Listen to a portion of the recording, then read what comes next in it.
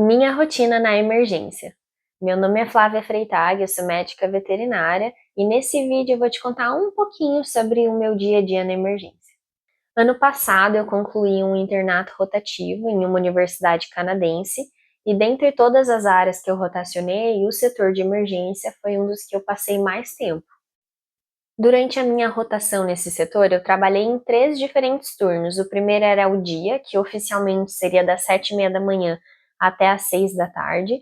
O swing, que contemplaria uma parte da manhã e da tarde e uma parte de noite. Geralmente era das 10 da manhã até meia-noite, ou então do meio-dia até as 2 da manhã.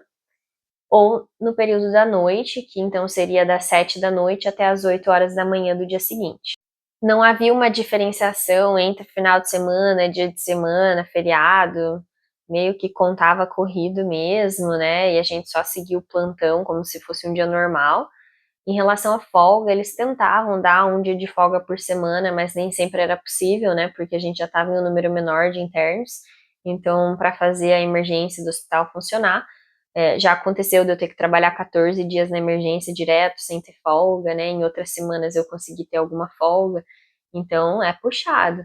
Quando eu chegava no hospital, independente do turno que eu estava trabalhando, eu ia cumprimentar as technicians para saber com quem eu ia trabalhar naquele dia, já que elas também seguiam a escala própria delas, então sempre mudava o grupo de technicians que você trabalhava. Daí eu ia direto para o computador, checar se tinha algum documento pendente que eu tinha que terminar, ou se tinha algum tutor que eu tinha que ligar, tanto para saber como o animalzinho dele tá, ou se eu tinha que atualizar ele de algum resultado que eu recebi do laboratório.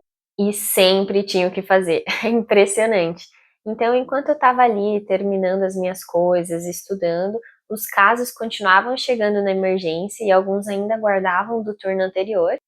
Aí, a technician da triagem ou os alunos que estavam rotacionando na emergência naquela semana, eles eram notificados pela recepção de que algum paciente aguardava atendimento, então eles iam até lá e faziam a triagem. Eu, inclusive, pretendo gravar posteriormente um vídeo só sobre triagem para explicar um pouco melhor.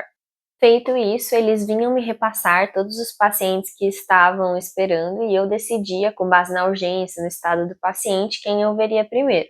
Era do nosso escopo como internos supervisionar e ensinar os estudantes que estavam rotacionando na emergência. Existem vários fatores que vão direcionar como aquele atendimento vai ocorrer, como por exemplo o estado do paciente, a urgência daquele caso, a relação tutor-veterinário, a habilidade do aluno e a disponibilidade de tempo.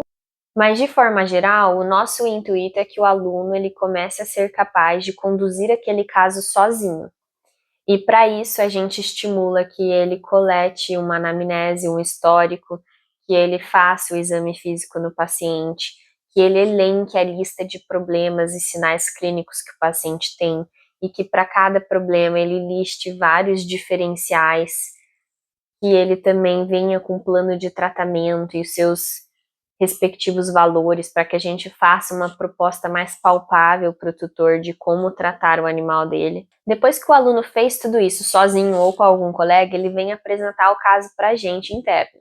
Daí nós revisamos todo o histórico, fazemos um novo exame físico, explicamos o que estava errado, reforçamos o que estava certo, e daí quando tudo foi discutido e não há mais dúvidas, nós vamos discutir o caso com o proprietário.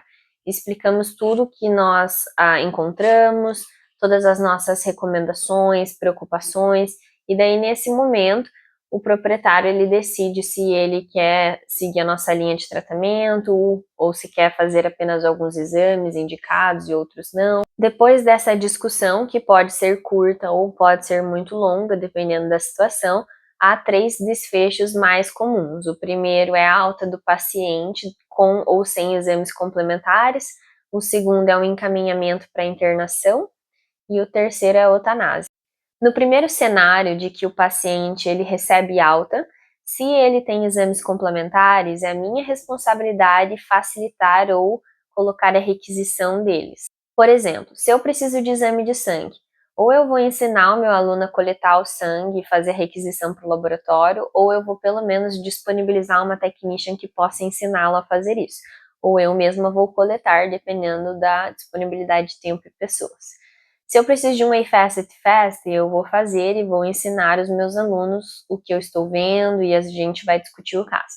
Se eu preciso de uma radiografia, dependendo do horário, se for em horário comercial, eu vou agendar uma radiografia com o setor de radiologia e eu vou ter que preparar o protocolo de sedação, pegar as medicações para que meu paciente fique mais confortável durante o exame. Se for depois do horário, eu mesma vou ter que fazer todo o posicionamento e tirar as radiografias com a ajuda das technicians. Alguns exames complementares, eles podem ser feitos no mesmo dia que o animal foi admitido no hospital e outros não, requerem que ele fique internado ou volte outro dia. Se foi possível fazer esses exames no dia que ele está, então eu posso dar alta para ele, repassar os resultados preliminares para o tutor e quando os resultados oficiais chegarem, eu posso ligar, entrar em contato e a gente vai alinhando a nossa linha de tratamento com base nisso. No segundo cenário, em que o animal precisa de internação, ele pode tanto requerir a internação convencional ou a UTI, dependendo da quantidade de monitoramento, de medicações e da estabilidade do quadro dele. Nesse caso, eu faço toda uma papelada de transferência, que eu vou ter que transferir o caso dele às 7h30 da manhã no dia seguinte para o respectivo departamento, seja cirurgia, medicina interna, oftalmologia, exóticos, alguma coisa assim. E também, verbalmente, transfiro o caso para as technicians da UTI ou do internamento para que elas saibam que aquele paciente está sendo admitido no setor delas. Além dessas duas formas de transferência, seja em papel ou verbal, eu também preciso fazer as fichas de internação. Então, são fichas que eu tenho que colocar todos os parâmetros que eu quero que sejam avaliados, todas as medicações com as suas concentrações e doses e a frequência delas.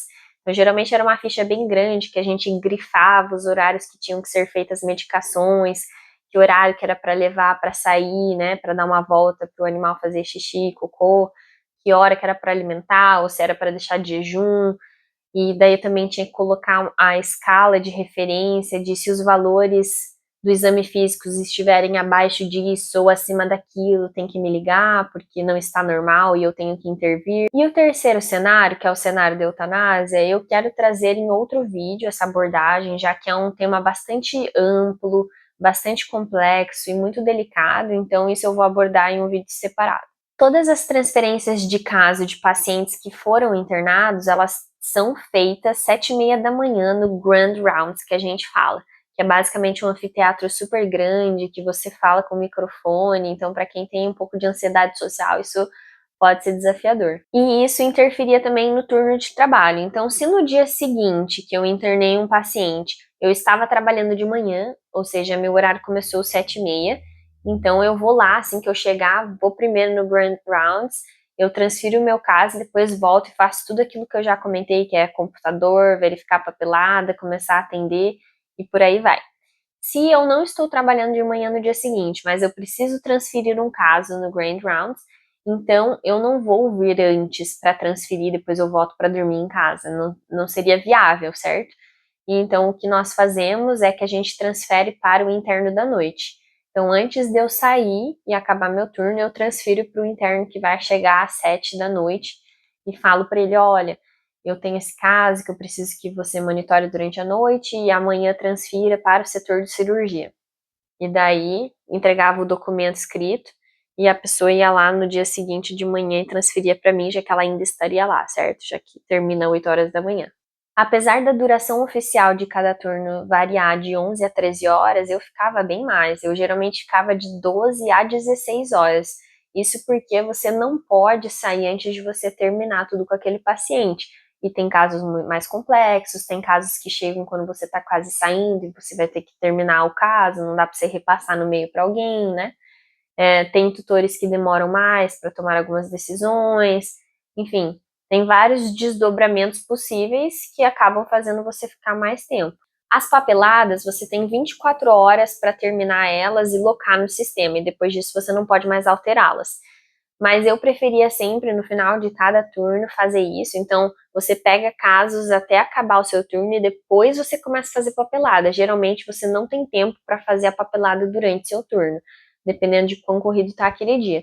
Os alunos, eles tentam fazer a papelada e começar, mas eles têm um prazo, né? Então eles não ficam até depois do horário, deu o horário deles, eles não terminaram, você que faça a papelada. E também, às vezes, pode até ser mais desafiador, porque você não está começando do jeito que você quer, do zero, certo? Você está corrigindo um texto que pode ter uns errinhos pequenininhos ou uns erros maiores. Você também tem que dar um feedback para o aluno de tudo que ele fez certo, tudo que os pontos de melhoria, tanto na performance, na conduta do caso, como também na papelada que ele tentou começar a fazer. Como onde eu morava era bem frio, eu cheguei a pegar menos 50 graus, tipo congelante. E eu não tinha carro, então eu fazia tudo a pé, inclusive ir e voltar do trabalho, né, independente do horário que fosse. Às vezes eu terminava meu turno e quando eu tinha terminado tudo que eu tinha para fazer com o meu paciente, eu ia para casa a pé para terminar minha papelada em casa, para que depois não ficasse ainda mais frio ou mais escuro, enfim. Então, a minha jornada de trabalho, ela ia muito além do tempo oficial ali que foi determinado no turno. Enfim, é muita coisa para falar, muito detalhezinho, pretendo gravar mais um pouco para quem tiver curiosidade, mas é isso aí. Se você gostou, por favor, curte, compartilhe, comenta aqui o que mais você quer ver no meu canal, tá bom? Um beijo.